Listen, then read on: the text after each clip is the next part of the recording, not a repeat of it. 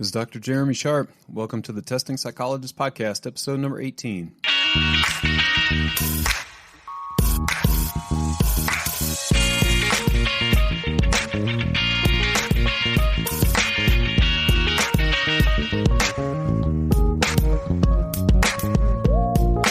Hey, welcome everybody to another episode of the Testing Psychologist podcast. I'm Dr. Jeremy Sharp, and today I'm talking with Allison Puryear. I got introduced to Allison through our mutual connection, Joe Sanok, who I've talked about on the podcast before. I did some consulting with Joe over the last several months, and he, is understandably well connected in the mental health consulting world. So he hooked me up with Allison, and we had a good conversation a couple weeks ago, and I'm really thankful that she is going to spend some time with us on the podcast today to talk about all sorts of things that I think will be helpful for y'all. So I'll do a brief intro, and then we can just dive into it. So Allison Puryear is an LCSW with a nearly diagnosable obsession with business development. She started practices in 3 different states and would like you to know that building a private practice is shockingly doable when you have a plan and support, which we'll talk a lot about. Allison has a private practice, and she also does consulting through her consulting business, Abundance Practice Building. Allison, welcome to the Testing Psychologist. Thanks so much for having me, Jeremy. Yeah, great to have you. I'm really excited to talk with you. We have any number of things we could get into, but the thing that jumps out right away is, and I've heard you talk about this on other podcasts and whatnot, but you have started over in your private practice 3 different times, at least, that I know of. Is that right? That's true. Plus 2 maternity leaves. Plus 2 maternity leaves. Okay. So yeah, my admiration for you just went through the roof. Thanks. Yeah, for sure. So, I think that just gives me chills and terrors, to think about starting my private practice over. So maybe let's just talk about that. That's a good place to start. Sounds good. Yeah. So why did you have to do that? And how did you do that? Let's just go there. Yeah. So I guess we'll start chronologically. My husband and I were living in Athens, Georgia, and I'd been working for the university there and also had a private practice on the side and really needed to get out of my my full-time job. But my husband was interviewing all over the country for PA school. So he ended up getting in at the University of Washington, which was our top choice. And so instead of quitting my job and, really going whole hog into this private practice for 6 months and then moving, I maintained the small private practice, continued to try not to get super burned out in my full-time job. And I did this part-time practice, full-time job thing for 5 years, which gosh. Looking back on that, I'm like, what, Allison? Why did you do that? But I did love my full-time job for a really long time. It was just at the end that it was not so great. So by the time we moved to Seattle, I was at the end of my agency rope. I was not going to work for another bureaucracy. I'd had really bad experiences working in agencies despite being pretty easily managed. I'm a good employee and I'm a people pleaser, which I'm working on. But it's not that I was the rebellious employee who didn't like authority. I love authority. Please give me some rules and boundaries. But I just worked for some toxic agencies. So when we moved to Seattle, or as we were preparing to move to Seattle, I was like, babe, I know you're not going to be able to work while you're in school because his program was 80 hours a week. Right. But I really absolutely can't do this agency thing. So I'm going to try to do full-time private practice. And I promise I'll get a job if money is running low. But deep down inside, there was no chance I was going to let that happen. So we moved to this brand new city where I didn't know anybody. And I decided to just throw myself in it as hard and as fast as I could. And I'm a tenacious person, so I just used every single ounce of that I had in me. And it was great. I actually had an incredible time building in Seattle. It was incredibly empowering. It was totally scary. There are some rose-colored glasses going on, I'm sure. But But overall, I felt kind of like I stepped into myself as like a powerful woman for the first time in my life. Oh, that's interesting. What do you think you kind of learned about yourself during that time in Seattle when you were building your practice? I think moving across the country where I didn't know anybody was already a big leap, right? I'm very community oriented, and had lived in one place for most of 13 years. So I had a very tight, like secure network of friends.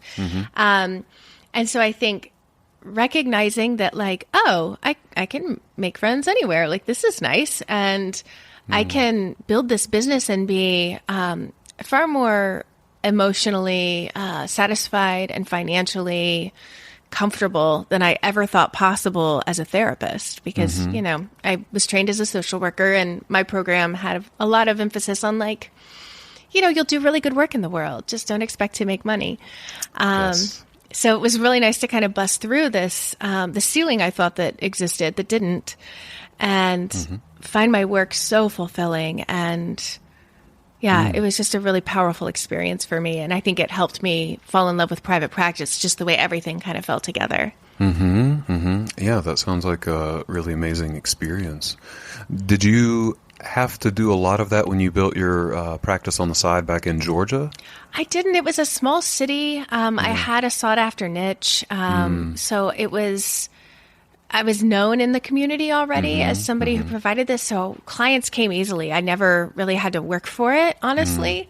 I just kind of had to let people know that were already in my social network and professional network that I was doing it.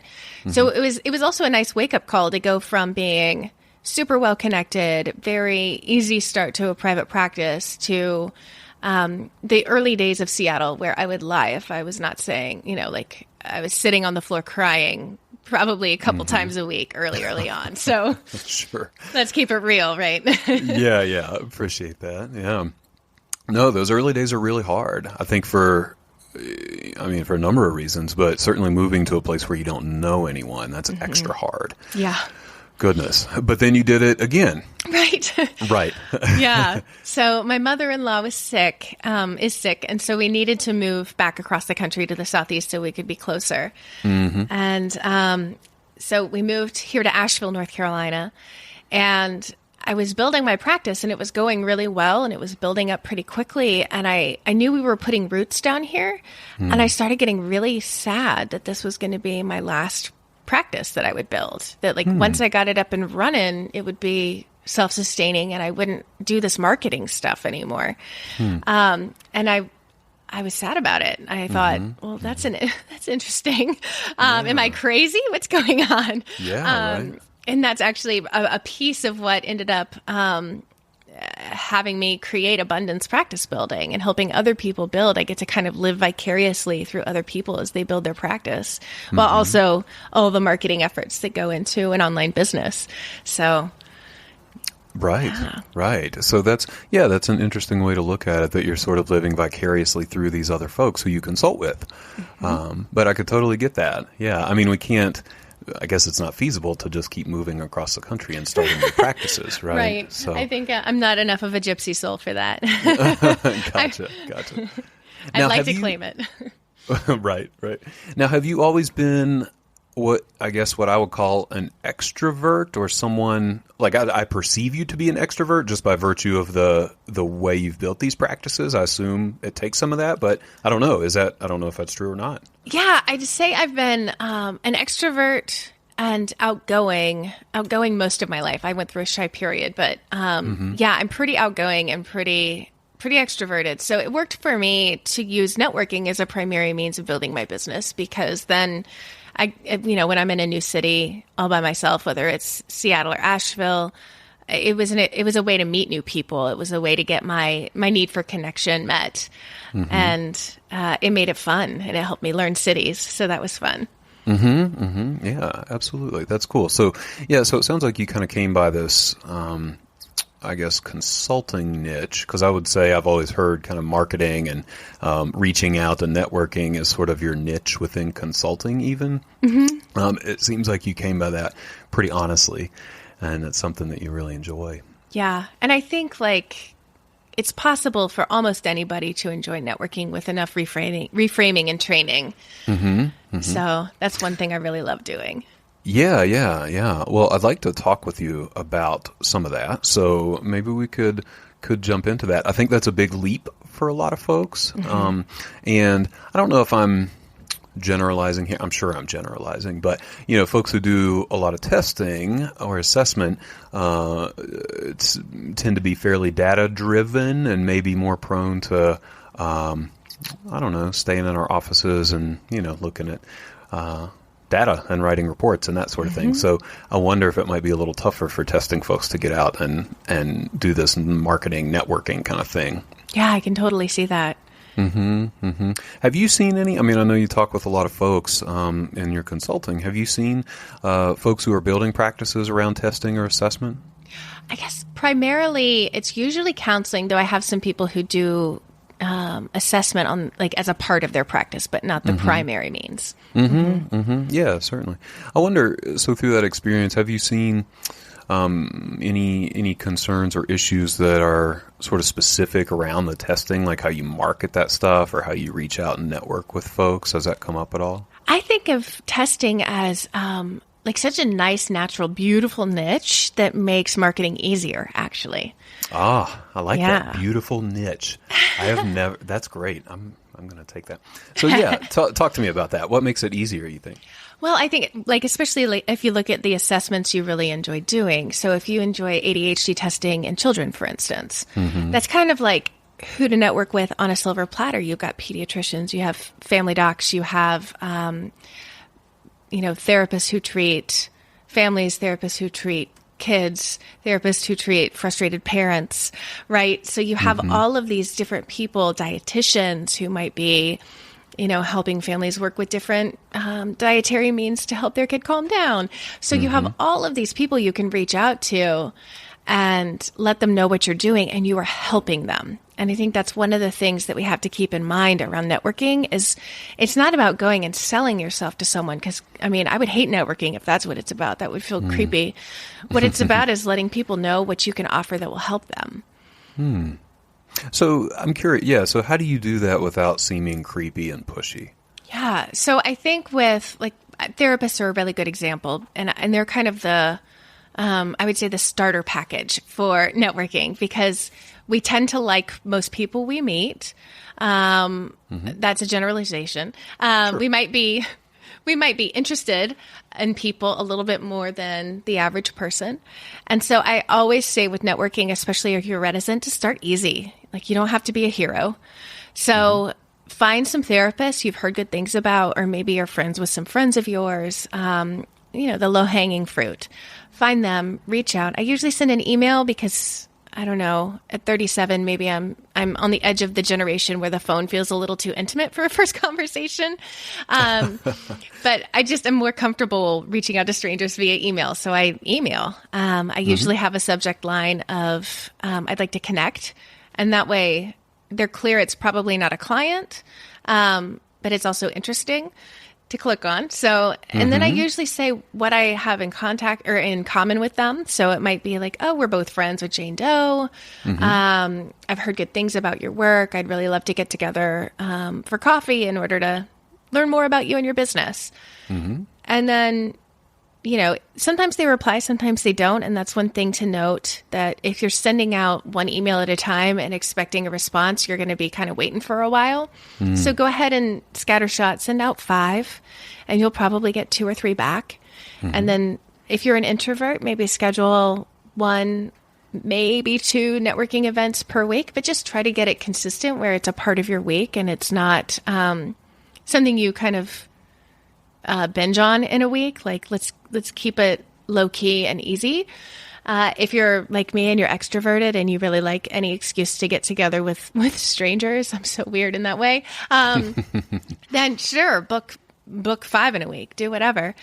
But when you get together with them, just talk to them like human beings. We're good at connecting. If you're doing assessments, then you're good at connecting enough that people are giving you responses, right? They're not just staring at you with their mouth agape. So talk to them like you're wanting to get to know them as a person, do ask them about their business, but the conversation actually doesn't have to focus on their business. You guys will get to that. It's the thing you have in common. So it'll come about naturally and you don't have to push it. Yeah. I think that's so true. I've talked about networking more in the sense of just building relationships more than anything else. And I think if I think back to all my conversations with folks, there are some, depending on the frame where we'll talk about business stuff pretty quickly and, that's that. But most of them, we just end up talking about all sorts of things, our kids or like the South where I'm also from or college football, whatever it might be. And then, the conversation will find its way back to the business. But, you got to get comfortable first, I think. And I hear a lot of people say like, but I hate small talk. And like, I can understand that. Most of us, we like to go deep, like it's part of our training and part of what attracted us to the field potentially. But like you can't go deep without like knowing a little bit about somebody. So to think about it as laying the groundwork for those kinds of conversations that you might want to have with them later. And knowing who felt like a nice, easy connection and nurturing that connection. I don't think that you need to have like a second networking date with somebody where it was like awkward and uncomfortable and you could not wait to leave. Like just leave it be. They probably had the same experience. That's a great point. Yeah, don't force it. Yeah. So do you have anything that you found kind of makes it easier for folks who might be a little more introverted to get through that 15, 20, 30 minutes when you meet with someone for the first time and are trying to do that small talk thing? How do you approach that?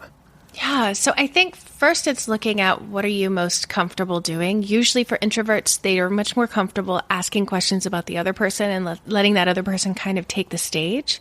And then it's just using those social skills that you have, shy introvert or not, like you have the social skills most likely to kind of leapfrog question after what they say. I've talked to people for a really long time about quilting and I don't know the first thing about quilting. Just because I would be like, tell me more about that. Like, where did you learn to do that? So using the kinds of, the part of you that's really interested in other people, using that skill set to get to know this person. You don't have to save it for the assessment or the counseling room. Yeah. That's easy. And that seems easy. When you say that, it's like, oh yeah, I know how to do that. I can ask questions. Do that all the time. Totally. And we've had these conversations. Like I've had this conversation with my partner. He's a mountain biker and he'll go on and on and on about like this mountain bike he's looking at.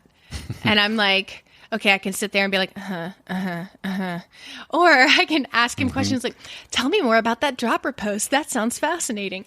How does that work and why? And that way we're having a better time talking. I'm less bored and more engaged. And so it doesn't mean I really am interested in mountain biking, but he loves it. So, I'll join him with it, conversationally at least. Right. Yeah. That's great. And you're right. That makes the conversation better, I think, for everybody if you're engaged to some degree. So I wonder the therapists, it sounds like, is kind of low-hanging fruit, which I would agree with. That seems pretty easy. The thing with testing, I think, is that we are often trying to network and maybe garner referrals from folks who are traditionally hard to talk with. So physicians, of course, school counselors, psychologists, and attorneys, I think about, are kind of big referral sources for us a lot of the time. So I wonder what some of your thoughts might be on getting in and having some of those harder conversations that might be, tougher to land, so to speak. Yeah. So the thing about therapists is like, we'll run on and on and on and on, right? If we have a lunch hour, we'll talk the whole time. Oh, yeah. You're not going to get the lunch hour of an attorney or a doctor, most likely. So you have to get in and get out quickly. To make it really loaded with good information that's going to make it easy for them to refer to you and to remember, if you're getting intimidated, that you were making their lives easier. When my husband was in family practice, he was really clear that 15 minutes for his clients who had some mental health issues was not even close to adequate to helping them. He could prescribe medication, but it's not he knows that's not solving the problem. So he was always really happy to find good therapists to refer people to because he cared that his patients got what they needed. And so in that way, when people, even though he was crazy busy, when people would come by to network with him, it was this sense of like, oh, thank God, I've got somebody to refer to. So I think staying in this mindset, because I think many of us can get intimidated by physicians and by attorneys, staying in the mindset that we are helping them do their job better. We have a skill set they don't have, and we're making their lives easier. And being tenacious, just being, not taking it personally if the front desk staff doesn't want you to, do a little talk, because that's one thing you might do is offer a talk about how to get somebody in for testing, or how to recognize like the unseen signs of whatever diagnostic criteria that the doctor might not know about that you're seeing in your testing. So you can do little talks. Most likely the doctors are going to come in and grab whatever food you brought and leave, but the nurses are there, and the nurses have a lot of power. And they're often, the drivers of referrals. So, so that's one way. Yeah. Sure. So just a really practical question with that. Like say you're able to land a talk, and you mentioned the food thing. I know a lot of people who have kind of agonized over what kind of food to bring, and do you bring anything else? Do you bring healthy food? Do you not? Like all of that. Do you, have you found anything that kind of works in those situations, or how to approach that? Yeah, I'd ask the front desk, ask them, because they're say like, what do you guys want? And then you're bringing them, something different from what the drug rep bought them yesterday, and it's maybe something across town that they never get that they really want. So they think even more positively about you because you fed them well. Oh, yeah. I think that makes a big difference, right? Yeah. Yeah, that sounds good. Yeah, okay. So I like that piece about you're doing them a favor, which I think is totally true. I think that's totally true. And especially, at least here, I know that's a big deal. Like I get referrals from folks who I've never actually met in person, but they just have our information and have seen reports over the years. And they just need something like really quickly and easily, and someone they know they can rely on. Yeah. So let me switch gears just a little bit. I've heard you talk on your own podcast, which is great, by the way. It's called the Abundant Practice Podcast. Yeah. And I'll just put in a little plug because I think you do a really cool format with your podcast. So Allison does this thing where on Mondays she'll talk with someone who has a very specific consulting issue, and they'll kind of chat. Then she'll bring in another consultant on Wednesday to kind of go back over and add any thoughts or brainstorm and kind of flesh it out a little bit more. And then on Friday you come back and circle around and give like a really clear action item for people to act on, which yeah, it works really well, I think, and it's cool. Like your podcasts aren't super long; I can listen to them really quickly, and yet there's a lot of helpful information. So, thanks. Yeah, of course. I thought I would throw that out there because I've been listening lately. One thing I heard you talk about though here recently has been money mindset kind of stuff, and I think that is really important for us, particularly with testing, because so insurance is one thing, and that's a whole other deal, with insurance and testing. But a lot of folks are just trying to establish fee-for-service testing practices.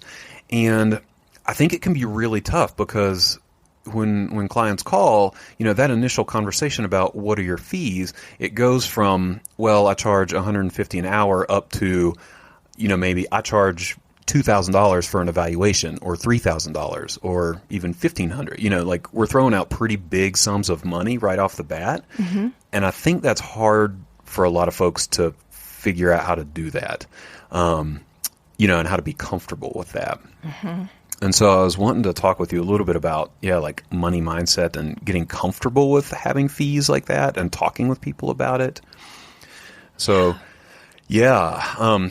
So I wonder do you have kind of ideas or thoughts or even resources around sort of wrapping your mind around charging a full fee like that and getting comfortable with taking that much money from folks? Yeah. So I think first it's thinking about not not about the time that you're spending with the person as much as what you're providing for them, right? Like you are ruling in or ruling out a diagnostic issue that could drastically change their treatment, change their life. And that's like, you can't put a sum on that, right?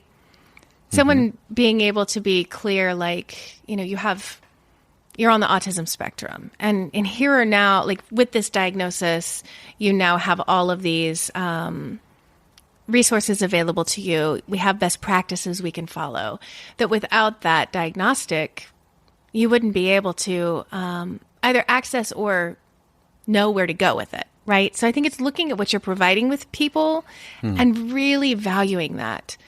Like you were, again, it's kind of like with the networking, you were making people's lives better. It's not that you're giving them news they want to hear all the time, right? But you are bringing clarity that they needed, or they wouldn't be sitting in your office. So I think rooting into that and looking at your why, like, why do you do what you do? Why did you choose this out of all the other professions you could have chosen? Because you have to be pretty freaking smart to do this. And knowing that that is worth, like, not just what you're doing, but the reason that you're doing it, those things are worth being paid a good living. Yeah. There's a lot of school that you had to go through for that. There's a lot of heart that you've had to put into learning everything that you've needed to learn. Yeah. So I think that's so true. Yeah, I'd say that first. And then I'd also say to look at, what was my other point? Just flew out my head. Yeah. But being really clear, we've all got money stuff. Like I have one of the groups in my practice building group. It's like a 3-month thing that I do. And the third one is all about money. And I've had people in my group who grew up in millionaire households. I've had people in group who've grown up in poverty. And I'm entirely clear, none of us gets out of or gets into adulthood without some money stuff. And it's so rooted in security and self-worth. And if we can just be curious about that and keep looking instead of buying into the shame that might come up when we say the number, and practicing saying the number. I know it sounds silly, but like when you're washing your hair in the shower, say, you know, oh, this assessment costs, you know, $3,500. When you're driving down the road in your car, practicing, this assessment is $1,495, you know, and just practicing saying it out loud, because you might get comfortable with it in your head, but the first time you say it out loud to a client, you might trip over it because it feels different when you're saying it. Absolutely. Yeah. So you said a minute ago that a lot of the difficulty with the money conversation is wrapped up in self-worth. Is that right? Oh, yeah. Yeah. Can you say more about that at all? Yeah. So I think I've seen it in a few different ways. Having run these groups for a few years, I get kind of this, like a nice overview of people who grew up in many different ways. I grew up working class personally. So I have had this mindset I still have to work on. It's not like I'm done with it, but I'm certainly farther than I was of, I have to work really, really, really hard to, earn the money that I make. If I don't work really, really hard, then, like somehow I'm a jerk or I'm not worthy, you know? So for mine, I you know, my proletariat upbringing, like where working hard is the most important thing, it's really hard for me to take it easy and not push the limits all the time. I've seen some of my clients who grew up with more money who have almost like a survivor's guilt around it. And this sense of like, you know, I was born on third base. I didn't hit this home run. Like, it's not fair for me to make a good living. And then a lot of our educational experiences going through our programs, there was often an emphasis on, you know, you need to treat the underserved. You need to not charge a lot. You need to take what you can get, and you need to not complain about money because you're doing this as a heart-centered practice and not to be greedy. And I'm really clear that doing great work and loving what you do and enjoying making a good living, those things don't have to be mutually exclusive. I think it's so important to hear that. over and over and over. Yeah. I mean, we get that message so much in grad school and beyond. And I think a lot of folks doing testing too tend to maybe work primarily in like hospitals and, settings where there's not a whole lot of talk about taking money from folks and charging. And, it can be a leap to get into private practice and realize that, you do need to be comfortable with that. Yeah.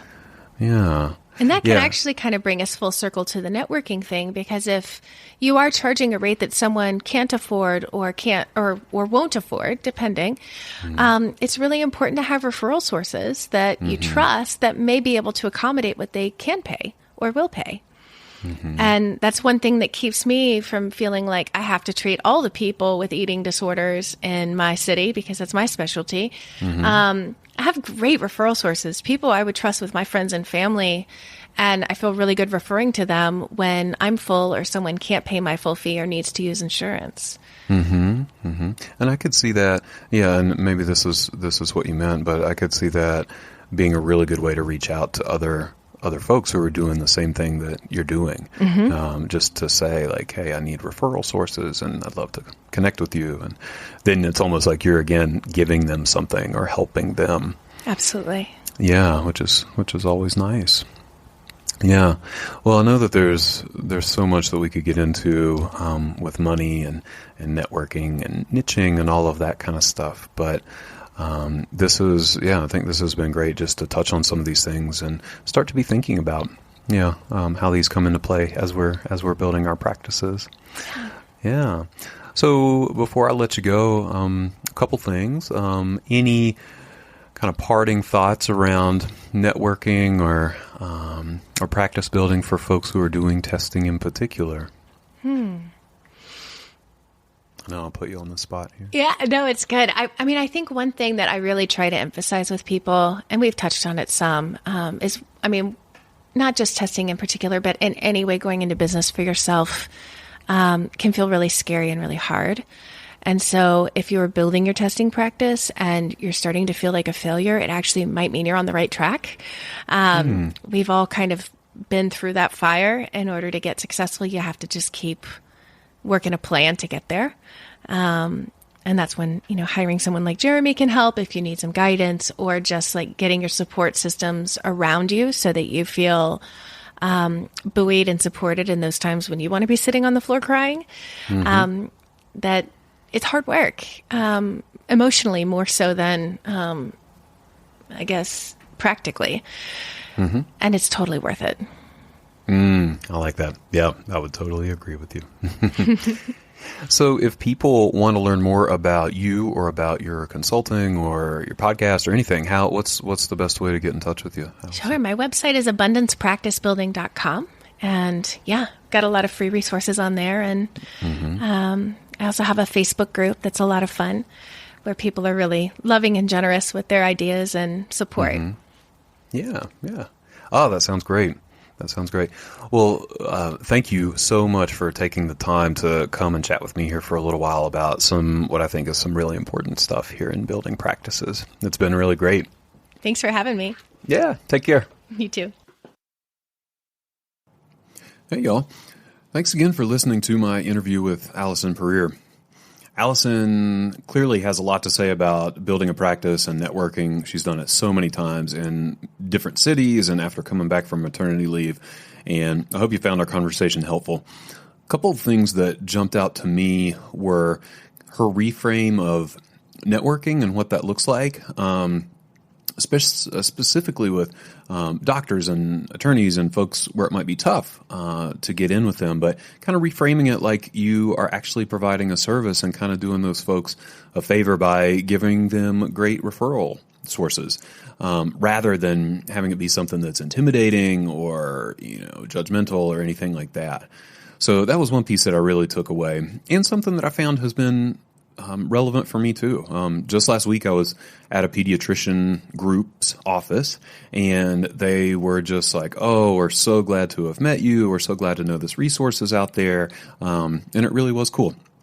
And I will say, just to get to her piece about what kind of food to bring, I totally used her advice and contacted the front office staff, and they told me exactly what to get those physicians that they hadn't had and that they really wanted that day. So that was super helpful too. The other piece that Allison brought up that I think is pretty relevant is how we kind of need to shift our mindset around money and how we charge for our services. And a big part of that gets back to self-worth and knowing that the services we offer are valuable. And yes, they do cost a fair amount of money, and these are life-changing services that many people really need, and we have the training to do that. So if you haven't done any amount of work on self-worth and money mindset and that kind of stuff, I definitely put in a plug to think about exploring that for yourself, and I'll put some resources in the show notes to help with that as well. So thank you, as always, for listening to the podcast. As I've said, it's so exciting to see things grow and see people continue to join our community. If you'd like more resources or do want to join the conversation on Facebook, first you could go to the website, which is thetestingpsychologist.com, and there you can find links to articles and past podcast episodes, and you can also find a link to the Facebook community, which is the Testing Psychologist community. So we'd be happy to have you there, and happy to have you join the discussion. So I really look forward to next week. I will be having a great conversation with Dr. Amy Yermish, who is a psychologist on the East Coast. She specializes in assessment and therapy and coaching with gifted and twice exceptional kids and young adults. This podcast is super long. I'll give you a warning, but there's so much good information packed into this podcast. She basically walks us through from the beginning to where she's at now of how to build a thriving practice, assessing kiddos with giftedness and young adults with giftedness and twice exceptional abilities. So definitely tune in for that, and take care in the meantime. Bye-bye.